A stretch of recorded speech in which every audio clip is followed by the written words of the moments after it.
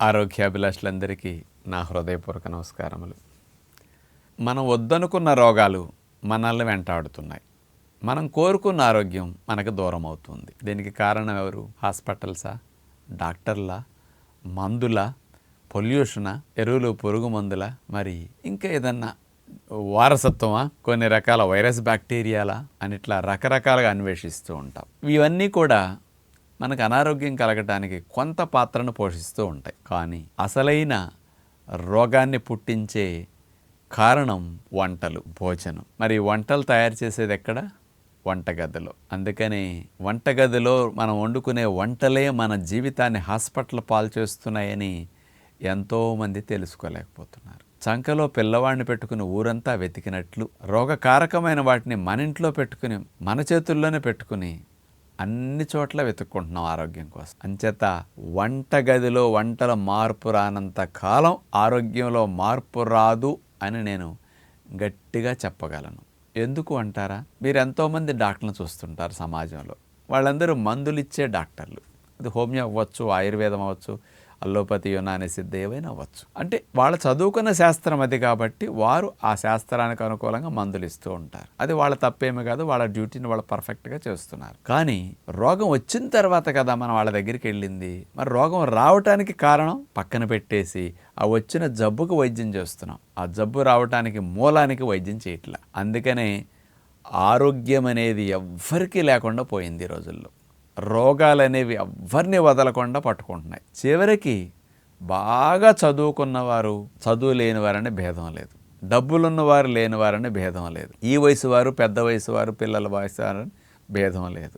డాక్టర్లు అని భేదం కూడా లేదు. మరి పెద్ద పెద్ద డాక్టర్లు, సూపర్ స్పెషలిస్టులు కూడా వాళ్ళు కూడా ఆరోగ్యంగా జీవించలేకపోతున్నారు. వాళ్ళు కూడా ఆయుష్ను పూర్తిగా ఉపయోగించుకోలేకపోతున్నారు.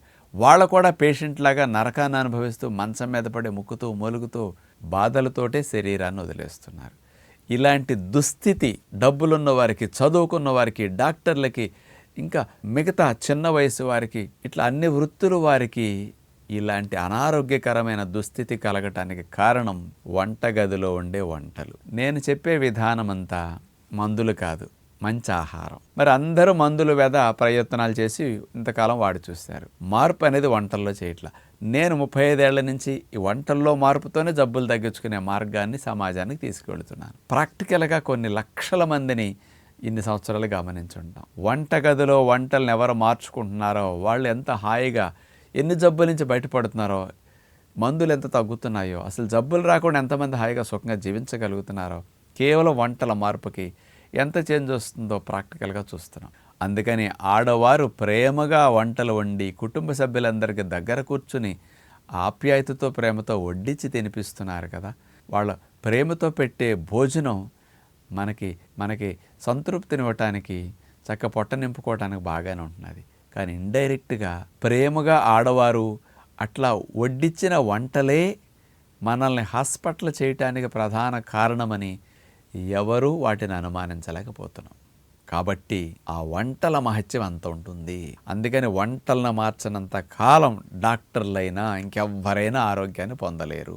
మనం వండుకునే వంటల విధానం, అనారోగ్యకరమైన వంటల విధానం భయంకరమైన రోగాలను కలిగించే విధానం. కాబట్టి వండే విధానములో ఉప్పు, నూనె, కారము, తీపి, పులుపు, మసాలా, నెయ్యి ఇట్లాంటివన్నీ రుచులు ఉపయోగిస్తున్నాం కదా. అవి శరీరానికి రోగాన్ని కలిగించేవిగా ఉన్నాయి. ఆ ఉప్పు, నూనెలు అనేవి వాటి మోతాదు పూర్వీకులు వాడిందానికంటే ఎక్కువ మోతాదులో వాడటం వల్ల వాళ్ళకి రాని రోగాలు వాళ్ళకి రాని వయసులో మనకు వస్తున్నాయి. ఇది అక్కడ మిస్టేక్. అలానే అసలు పూర్తిగా ఆరోగ్యంగా బ్రతికారా అంటే ఉప్పు నూనెలు మోతాదు తక్కువ తిన్న వారికి, శ్రమ ఎక్కువ చేసిన వారికి 80 ఏళ్ళు 90 ఏళ్ళైనా రోగాలు రాలేదు. ఇప్పుడు మా ఫాదర్ వాళ్ళకి 90 ఏళ్ళైనా కీళ్ళ నొప్పులు లేవు, 90 ఏళ్ళైనా షుగర్, బీపీలు లేవు.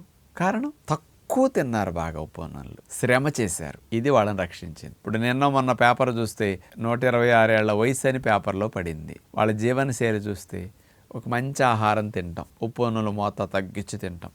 అందుకని వండుకునే విధానం ఈ రోజుల్లో రోగకారకమైన వంటలను మనం తెలుసుకోవాలి. కాబట్టి వంటల విధానాన్ని మార్చకపోతే మన ఆరోగ్యంలో మార్పు రాదు. అందుకని అసలు ఉప్పు నూనె లేకుండా తింటే అనేక జబ్బులు పూర్తిగా పోతాయి, మందులు పోతాయి, జబ్బులు రాకుండా హాయిగా జీవించవచ్చు. కానీ అది చాలా కష్టం అనిపిస్తుంది. కొద్ది మందికే సాధ్యమవుతుంది. కానీ ఎక్కువ మందికి మానేసి తినటం సాధ్యం కాదు. అలా మన మానసిక స్థితి ఉంటున్నది. కాబట్టి అలాంటి వారికి కనీసం 70% 80% అన్న ఉప్పు, నూనెలు, పంచదార, మసాలాలు ఇవి తగ్గించి తినడానికి ప్రయత్నం చేయండి. అసలు వంటల్లో మార్పు వస్తే ఎంత చేంజ్ వస్తుందో మీరు ఒక్కసారి గమనించుకోండి. అందుకనే వండుకునే వంట ఈ ఉప్పు నూనెల మోతాదు ఎంత పర్సంటేజ్ తగ్గితే అంత ఔషధ గుణం ఆహారానికి వచ్చేస్తుంది. ఉప్పు నూనెలు ఎంత పర్సంటేజ్ పెరుగుతున్నదో వంటల్లో రోగకారకం అది అయిపోతుంది. మన జబ్బుల కారణం అది అవుతుంది. అందుకని ఆహారమే ఔషధంగా పనికొస్తుంది. ఎప్పుడు వంటిల్లే వైద్యశాలలాగా మీరు వండుకుంటున్నప్పుడు.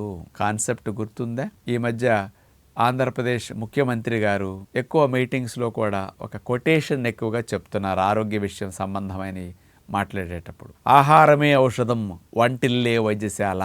అలా మనకు మార్పు తెచ్చుకుంటే సమస్యలు తగ్గుతాయి అని డాక్టర్లకు కూడా అలాంటి వారికి సలహాలు సూచనలు ఇచ్చి చెప్పిస్తే మంచిదని కూడా చెప్పించే స్థితి ఎందుకు వచ్చింది అంటే భోజనాలు అంత రోగాలు కలిగిస్తున్నాయి కాబట్టి. అందుకని రుచికరమైన వంటలు వండుకు తినటం తప్పు కాదు, ఎంజాయ్ చేయటము తప్పు కాదు. రోగాలు పాలయ్యేటట్టు రుచికరమైన వంటలు తినటం తప్పు. సందర్భం లేకుండా ప్రతిరోజు ఎంజాయ్ చేసే వంటలు తినటం తప్పు. పండగ, పెళ్ళి, శుభకార్యానికి తినండి ఎంజాయ్ చేసే రుచికరమైన వంటలు.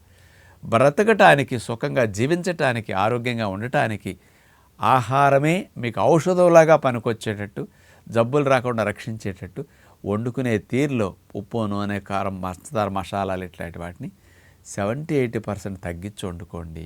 మీ ఆహారమే ఔషధంగా మీ ఫ్యామిలీ అంతటినీ రక్షిస్తుంది. అమ్మలందరికీ ఒక విజ్ఞప్తి, మీ చేతులతో పెట్టే భోజనమే మీ పిల్లల్ని, మీ ఆయన్ని, చివరికి మిమ్మల్ని కూడా హాస్పిటల్ పాలు చేస్తున్నదని మీరు నమ్మలేకపోతున్నారు. పెద్ద పెద్ద సూపర్ స్పెషలిస్ట్ డాక్టర్లు కూడా వాళ్ళ ఆవిడ చేతిలో బలైపోతారు. ఎందుకంటే ఆవిడ పెట్టే వంటలకు వాళ్ళ జీవితం కూడా నాశనమే. అది ఆవిడకి తెలీదు, అది తినే ఆయనకి తెలియదు. వంటలు మార్పు చేస్తే జీవితం ఎంత బాగుంటుందో మేము చూస్తున్నాం కాబట్టి నేను ఈ మాట గట్టిగా చెప్పగలుగుతాను. అంచేత ఆడవారి చేతులతో సమాజానికి ఆరోగ్యాన్ని ఇచ్చే మంచి అవకాశం మీకుంది. అందుకని మీరు కుటుంబ ఆరోగ్య సంరక్షణకు, సమాజ ఆరోగ్య సంరక్షణకు మీరు చేతులు కలిపితే మంచిది, మీరు మారితే మంచిది. అలాంటి ఉప్పు నూనెలు తగ్గించి కూడా ఇంకా టేస్ట్ని ఎట్లా క్రియేట్ చేయాలని మీ తెలివితేటలతో మీ కుటుంబాన్ని రక్షించుకోవడానికి మంచి వంటలు ట్రై చేయండి. మేము చూపించినట్టు వంటల channels Manthena official, Manthena's kitchen చూసి ఆ వంటలు ఉప్పు నూనె లేకుండా ఎట్లా చేసుకోవాలో మేము చూపించినట్టైనా ట్రై చేయండి. మీ వల్ల కాకపోతే కొద్దిగా వేసుకోండి. ఈ చిన్న మార్పు చేస్తే హాస్పిటల్స్ అవసరం, మందుల అవసరం బాగా తగ్గుతుందని అందరికీ విజ్ఞప్తి చేస్తూ నమస్కారం.